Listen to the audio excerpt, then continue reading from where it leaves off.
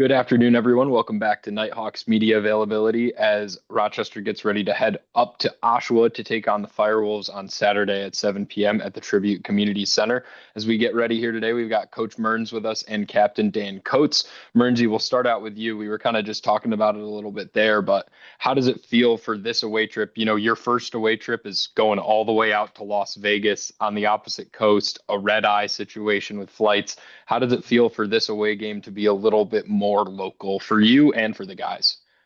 Well, I think it's a little bit more local personally for me. I feel now being 2 weeks in, I feel like I've been able to connect with all our players, all our guys, know their capabilities, know what their heart is.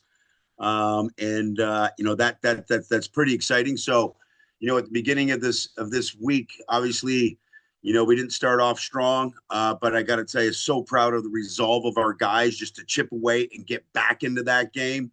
I thought Riley Hutchcraft did a great job for us in the nets.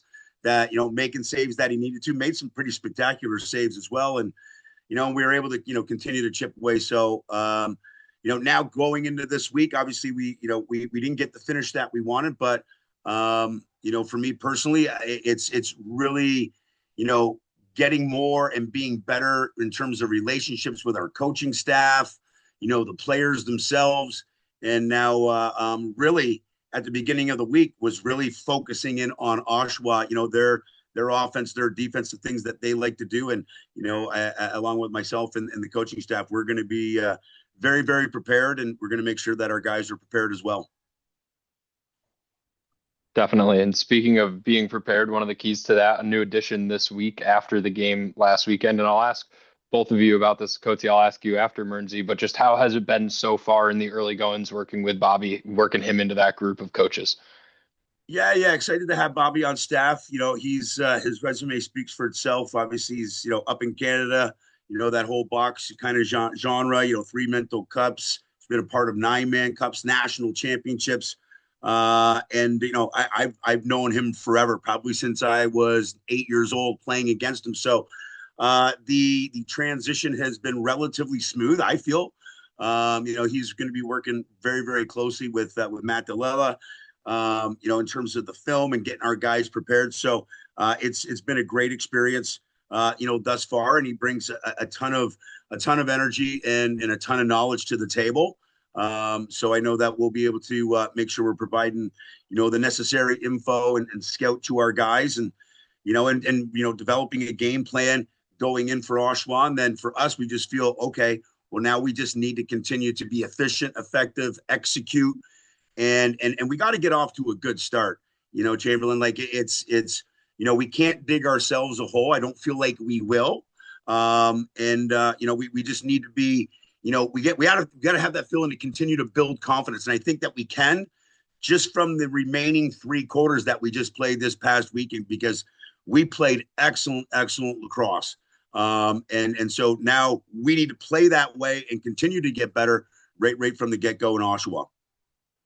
Yeah, definitely understand that stance with everything that kind of went. Coatsy, obviously the urgency is going to be a big factor of it, but when you add another voice in, I feel like it can probably help with that urgency. Just for the D guys, then having a guy along with Maddie to kind of give that message. Am I right?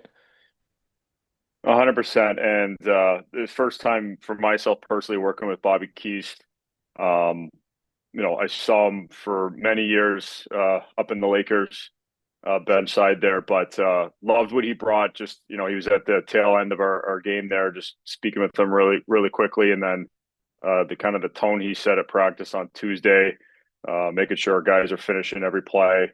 I think his experience, his knowledge, I think it's going to be very beneficial. It's a nice compliment to Matty DeLella, kind of a younger mind, but we're excited to work with him. I know our boys had some good feedback after our practice on Tuesday. Yeah, definitely. Another addition to this team over the last couple of weeks has been Blaze Reardon. And one of the things that Ryan Lanchberry talked about after the game was his voice being in that locker room. For you as a captain, how big is it to see this offensive end bring in such a vocal leader who is obviously going to brush off on more than just forwards inside that locker room? Yeah, I think anytime you can add a piece like that, his leadership, his experience in both games, the box and the field game. It was a calming presence, and yeah, I think just his, he's worn the captaincy for a previous organization, and yeah, I think it benefits everybody. We love having Blaze in our locker room. He seemed to kind of fit seamlessly, and we're expecting big things, and we're going to lean on him down the stretch here. Definitely. Spencer, I'll open up to you. Coach, one of the major themes within these first two games with you behind the bench has been grit. Last Saturday, especially in that second half, you showed a lot of grit. How important is it to show grit from the opening faceoff in Oshawa on Saturday? Yeah, I think I mean, for me, it's you got to have that sense of grit. You got to have that sense of hard work. You got to have that heart. I would say this though, Spencer. Like, I don't feel like it in the first quarter. It wasn't that we didn't play with grit. It's just, what, there was just instances of a couple of unfortunate fortuitous bounces. There was a little bit of, hey, can we match their transition game? I mean, guys were working extremely hard. I mean, our offense banging bodies. I mean, we got a lot of really, really good looks, in that first quarter. We just didn't score, and unfortunately, Las Vegas was able to go in transition a few times. And like I say, a couple of bounces, a couple of 1 second, maybe just taking the play off. An example, when they were getting ready to go 6-on-5, we were kind of getting into our design defense, and, Mitch Jones just scores, right? And so it's some of those little things. But then, we talked about it, and in that first period and in between the first and second of just, stay the course. And we just got better at the game, in my personal opinion, throughout. We were covering our transition. Our shots started to fall. We had shots coming from everywhere. Our defense tightened up. Riley played very, very well in the nets. And we just continue to build confidence. And, just listening to, and seeing the energy on the bench when we came back and we tied it to be basically 0-0, and then to go up 1 goal, that's Rochester Nighthawk lacrosse. Like right there, you just felt it. Again, we didn't close it out, so we got to be better at that. And I'm sure that will continue to evolve, here going into Oshawa. I see you got some jerseys behind you this week. Do you have any stories about one of them? Oh yeah, that's oh wow, like yeah. So when I got the job, I and had this opportunity and humbling experience, I went back into the closet because we're fortunate enough at the end of the year you get to keep a jersey or two. And so boom, I in my upstairs kind of pad office, I guess you'd call it. Obviously wanted to put those out and display when I'm having conversations with guys via Zoom. Just trying to continue to represent the Nighthawks. One is from 1995. Unfortunately, we lost that year, and one is from 1997 when we won the National Lacrosse League Championship, and that'll go down as an incredible memory. I mean, they're all great memories of the individuals that you play, and then the middle one is more from just like last week. It was kind of more of a cancer out game that we won a jersey in auction. So it's trying to fill the room with Nighthawk stuff, as I'm continuing along with this journey. And then you mentioned Riley Hutchcraft was very strong in relief of Rylan Hartley. Has there been a decision made on who's starting on Saturday? Not yet. We're going to be having a coach's conversation tonight with the coaching staff, and again, kind of developing the game plan to execute against Oshawa. I'll be honest with you, like I've continued to rely and still do rely on Kyle and Matt. Now that we have Bobby kind of joining in, this week going in will be, really probably the first time, like, hey, here's the game plan, fellas. Sure, we do the scouts and hey, here's the things that we kind of want to see and what we want to do, versus like, no, like this is how we're going to play. This is what we need to do, and let's go execute. And we feel confident that if we can execute all pillars of the game, we're more than capable of coming out of Oshawa with a W. We're looking at it as, hey, we're 0-0 on the season, and we gotta get out of the pits, get out on the racetrack, and we gotta right in the ship here. So that's the attitude, that's the energy, and we know that we got the locker room to do it. So we're excited to get this thing rolling. So I got. Thank you. Thanks, Spencer. Thanks, Spence. Rip. No, I think I'm good. I'm good. Thanks, Okay. Chamberlain. Okay, sounds good. Coatsy, we'll go in with you first. Obviously, it's a roller coaster of a game that you go through on Saturday with coming back in that beginning of the fourth quarter. Just kind of, can you take me through leaving the field at halftime and then coming back out onto the turf at the beginning of the third quarter, just in terms of, where was the energy? Obviously, it started to ramp back up in that second quarter, but just how did you guys turn to that comeback attempt? I honestly think it was even before that. Like, I felt like our energy pregame was great. Like, even when we went down, I think it was 7-1 or 8-1. Like, I don't think there was ever panic on our bench. It was a carryover for how we mentally prepared ourselves going into that game.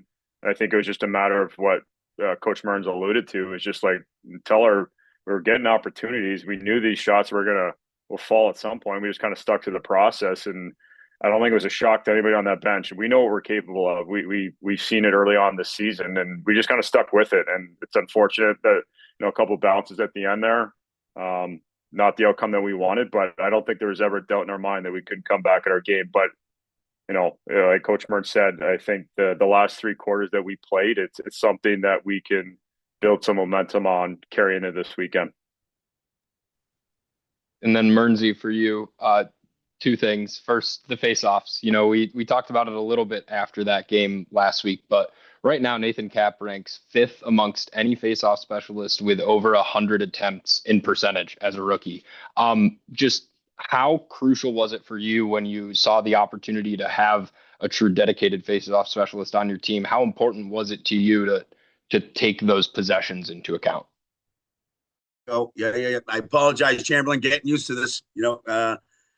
Going through these first couple of games, I thought Nathan has done a tremendous job for us. It's when you have a face-off specialist, you have an incredible opportunity to get the ball first to your offense, and that allows them that first touch.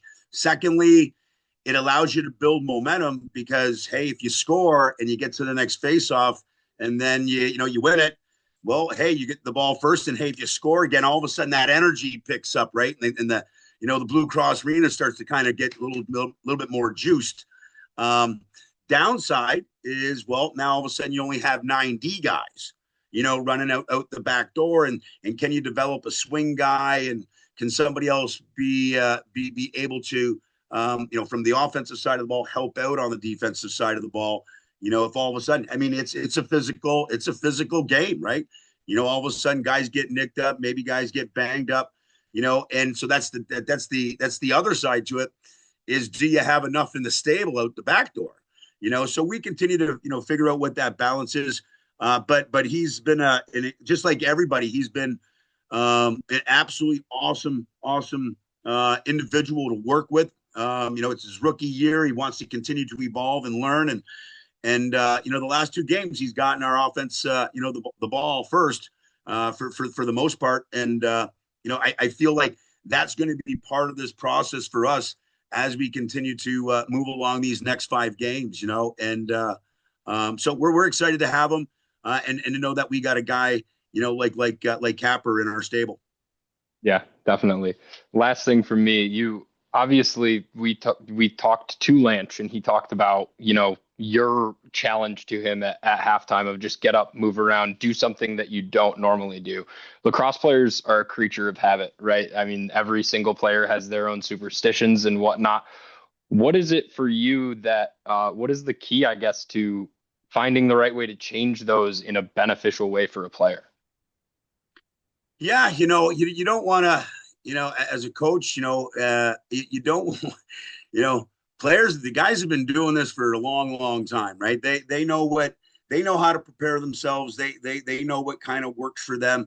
I just felt from the previous experience in Las Vegas when we were out in Vegas, kind of from a halftime standpoint where, things weren't really going our way. And, you can kind of find yourself, kind of like, sitting there, maybe being unsure, is it working? All these things that can kind of go through the mind. But for me, those 5 or 6 minutes, I talked to Lancher afterwards and I just said, hey, like, would you be willing, if we need to start to kind of pick up some energy, if we're down, hey, would you be willing? Like, hey, like all it is instead of sitting, got some music kind of bumping, let's get up, let's get the feet moving.